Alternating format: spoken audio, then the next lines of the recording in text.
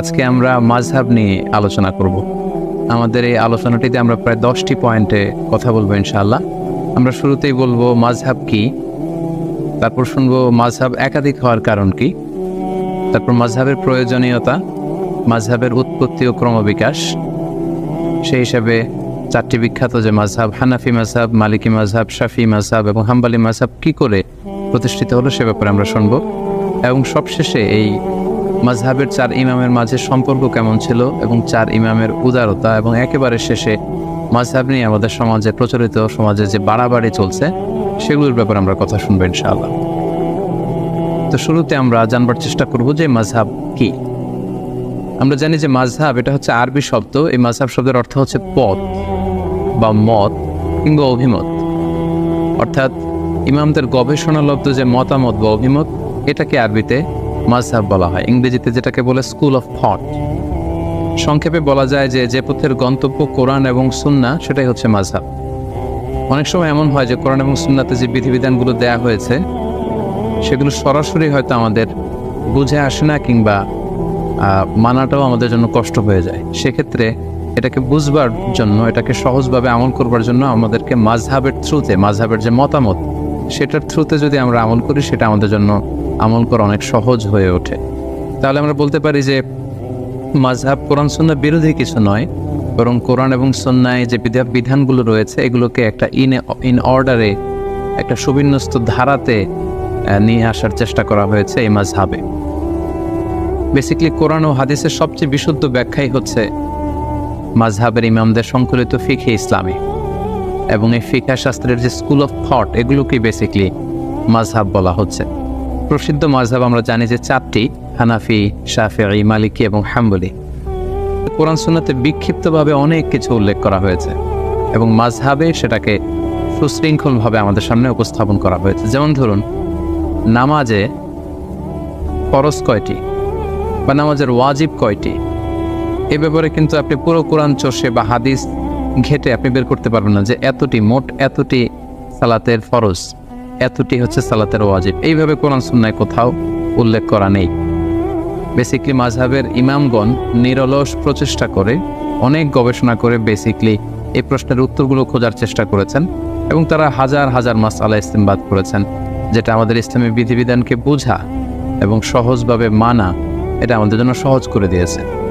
তাহলে আমরা এক কথায় বলতে পারি কোরআন সুন্নাহর সহজ এবং সার নির্যাসী হচ্ছে বেসিক্যালি মাযহাব। এবার আমরা জানার চেষ্টা করব মাযহাব একাধিক হওয়ার কারণ কি। যেহেতু শুরুতে আমরা বলেছি মাযহাব মানে মতামত বা অভিমত, সো প্রত্যেকের মতামত একরকম হবে এটা আসলে লজিক্যাল না। এক একজনের চিন্তা এক এক রকম, বুঝ একরকম, মতের ভিন্নতা বা বুঝের ভিন্নতা বা চিন্তার ভিন্নতা it's very common and very human. এটা মানুষের মাঝে থাকবেই, এটাই মানুষের সহজাত। এই কারণেই একাধিক মতামত কোরআন সুন্নাহর বিষয়ে আমরা পাচ্ছি। পাশাপাশি রাসূল সাল্লাল্লাহু আলাইহি ওয়াসাল্লামের পক্ষ থেকেও একটি আমলের ব্যাপারে একাধিক, কোনো একটি বিষয় একাধিক আমলও প্রমাণিত হয়েছে, ফলে একাধিক মতামত এখানে গড়ে উঠেছে। যেমন ধরুন, সালাতে কখনো কখনো রাসূল সাল্লাল্লাহু আলাইহি ওয়াসাল্লাম বুকের উপরে তিনি হাত বেঁধেছেন, কখনো নিচে হাত বেঁধেছেন, কখনো নাভির সাথে মিলিয়ে হাত বেঁধেছেন, কখনো নাভি সংলগ্ন নিচে হাত বেঁধেছেন। তো কোনো কোনো সাহাবা ওনার রাসূল সাল্লাল্লাহু আলাইহি ওয়াসাল্লামের কাছ থেকে বুকের উপরে যে হাত বাঁধার হাদিসটি সেটি গ্রহণ করেছে। কোনো কোনো সাহাবারা নাভির উপরে যে হাত বেঁধেছে সেটা গ্রহণ করেছে। কোনো কোনো সাহাবারা নাভি সংলগ্ন নিচে যে হাদিসটি ওনার রাসূল সাল্লাল্লাহু আলাইহি ওয়াসাল্লামের কাছ থেকে দেখেছেন বা শুনেছেন সেটি গ্রহণ করেছেন।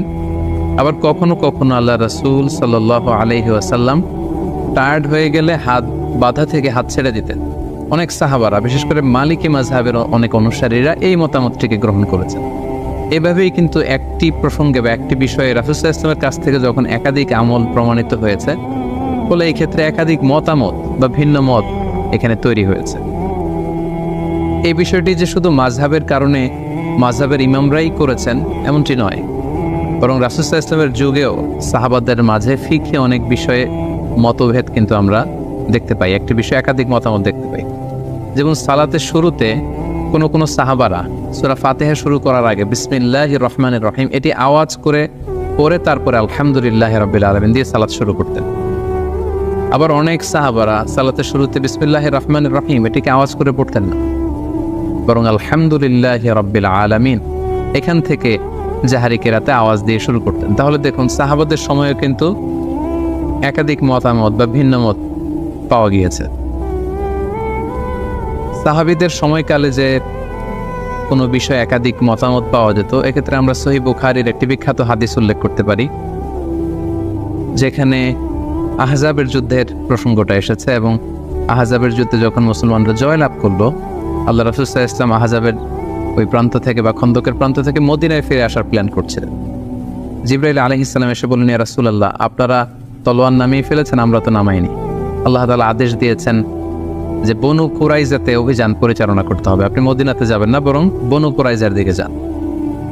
এই কথা শুনে আল্লাহ রাসূল সাল্লাল্লাহু আলাইহি ওয়াসাল্লাম সাহাবাদেরকে বললেন, তোমরা সবাই ডিরেক্টলি এখান থেকে বনু কুরাইজার দিকে চলে যাবে। ভাষ্যটা ছিল এমন, লা ইউসাল্লিয়ান্না আহাদুন আল আসরা ইল্লা ফি বানি কুরাইজা, তাই তোমরা কেউই কিন্তু পথিমধ্যে আসর পড়বে না, বরং বনি কুরাইজায় পৌঁছে তারপরে আসরের সালাত পড়বে।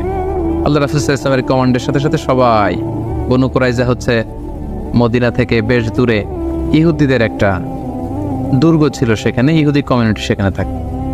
রাসূল সাল্লাল্লাহু আলাইহি ওয়াসাল্লাম বললেন, আসরের নামাজ তোমরা বনু কুরাইজায় পৌঁছে তারপরে পড়বে। সাহাবারা চলতে আরম্ভ করলেন, পথিমধ্যে আসরের ওয়াক্ত হয়ে গেল।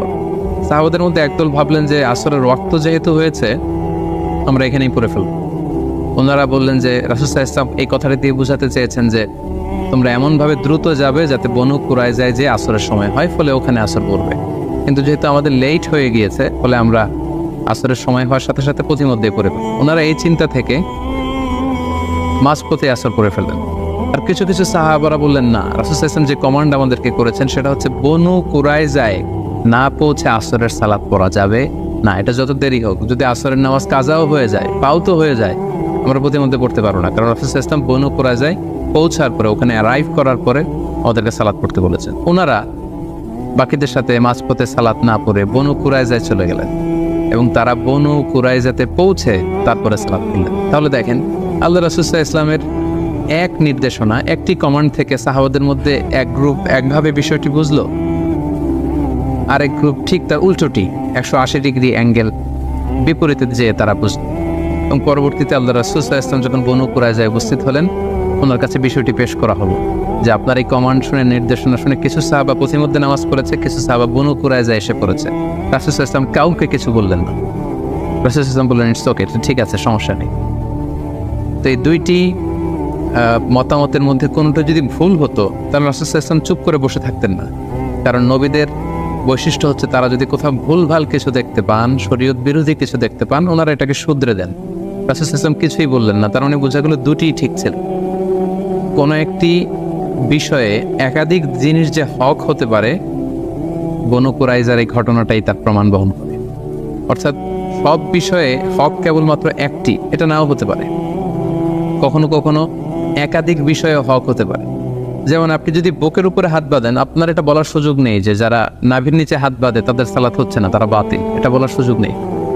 আবার যারা নাভির নিচে সালাতে হাত বাঁধছেন, আর আপনারা কখনোই বলতে পারবেন না যে যারা বুকের উপরে বাঁধে তাদের সালাত হচ্ছে না, এটা বাতিল না। তার মানে কোনো কোনো বিষয়ে এমনও হয় একাধিক বিষয়ে হক হতে পারে। যেমন সালাতের বুকে হাত বাঁধার ক্ষেত্রে বুকের উপরের এটাও ঠিক আছে, মাঝখানেও ঠিক আছে, নাভি সংলগ্ন নিচেও ঠিক আছে, প্রয়োজনে কারো যদি কষ্ট হয় হাত যদি সে ছেড়ে দেয় সেটাও ঠিক আছে।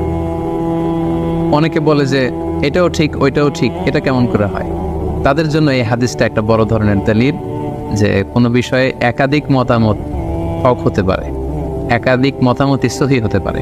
নট নেসেসারি যে একটা বিষয়ই সঠিক হতে হবে, কখনো কখনো একাধিক বিষয়ও সহিহ হতে পারে। তাহলে এই প্রসঙ্গে আমরা বুঝলাম যে এই যে মতের ভিন্নতা, চিন্তার ভিন্নতা বা বুঝের আন্ডারস্ট্যান্ডিংয়ের ভিন্নতা, এটা শুধু আমাদের সময় না বা মাযহাবের ইমামদের মধ্যেই না, এটা সাহাবাদের মধ্যেও ছিল। আরেকটি মজার বিষয় এখানে উল্লেখ করা যেতে পারে। আমরা জানি যে আল্লাহ রাসূল সাল্লাল্লাহু আলাইহি ওয়াসাল্লাম মেরাজে গিয়েছিলেন, সশরীরে ওনার মেরাজ হয়েছিল। এই মেরাজে গিয়ে তিনি সরাসরি আল্লাহ তাআলাকে দেখেছেন নাকি দেখেননি, এই বিষয়ে সাহাবাদের মধ্যে দুইটা দল ছিল। যেমন আল্লাহ রাসূল সাল্লাল্লাহু আলাইহি ওয়াসাল্লামের প্রিয়তমা স্ত্রী আম্মা জান আয়েশা রাদিয়াল্লাহু তাআলা আনহা, উনি মনে করতেন যে মেরাজে যে রাসূল সাল্লাল্লাহু আলাইহি ওয়াসাল্লাম আল্লাহ তাআলাকে সরাসরি দেখেননি। আবু হুরায়রা রাদিয়াল্লাহু তাআলা আনহু এই মতামত গ্রহণ করেছেন।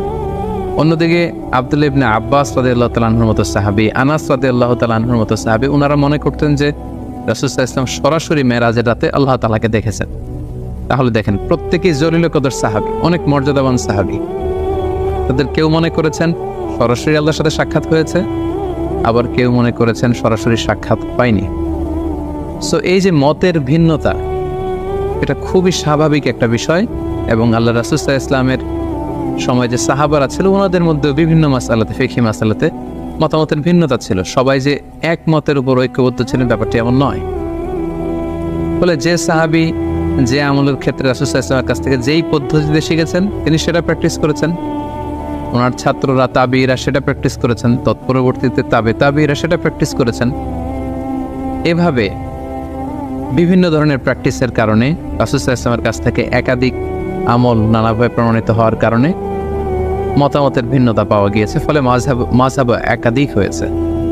এখানে অনেকে প্রশ্ন করতে পারেন যে তাহলে মাযহাব 3টি হয়নি কেন, বা 5টি হয়নি কেন, মাযহাব 4টিতে সীমাবদ্ধ থাকলো কেন? এর উত্তরে আমরা বলতে চাই যে 4 মাযহাবের যে 4 জন ইমাম, ওনাদের যে উসুল বা কওয়ায়েদ, ওনাদের যে মাযহাবের রুলস অ্যান্ড রেগুলেশন, এগুলো যতটা সুবিন্যস্তভাবে গ্রন্থাকারে সংরক্ষিত হয়েছে, অন্যান্য কোনো ইমামের মতামতগুলো এরকম সুবিন্যস্তভাবে গ্রন্থাকারে সংরক্ষিত হয়নি। ওনারা ছাড়াও আরও অনেক বড় বড় ইমাম ছিলেন, ওনাদেরও মাযহাব ছিল, কিন্তু ওই সমস্ত ইমামদের অনুসারী গড়ে ওঠেনি, ফলোয়ার গড়ে ওঠেনি, যেমনটি 4 মাযহাবের 4 জন বড় ইমামের ক্ষেত্রে গড়ে ওঠেছে। ফলে ওনাদের এই 4 জনের মাযহাব গোটা বিশ্বব্যাপী সমাদৃত হয়েছে। বাকি ইমামদের যে মাযহাব, সেগুলো পৃথিবীতে আর টিকে থাকেনি। এজন্যই একাধিক মাযহাব পৃথিবীতে প্রচলিত হয়েছে এবং সেটি 4টি মাযহাবে সীমাবদ্ধ রয়েছে। সম্মানিত শুধু এ পর্যায়ে আমরা জানব মাযহাবের প্রয়োজনীয়তা কি, আর সরাসরি কোরআন সুন্নাহ থেকে আমল করলে সমস্যা কোথায়, মাযহাব ছাড়া যদি কোরআন মানি হাদিস মানি সমস্যা কোথায়, এ প্রশ্ন অনেকে করে থাকেন।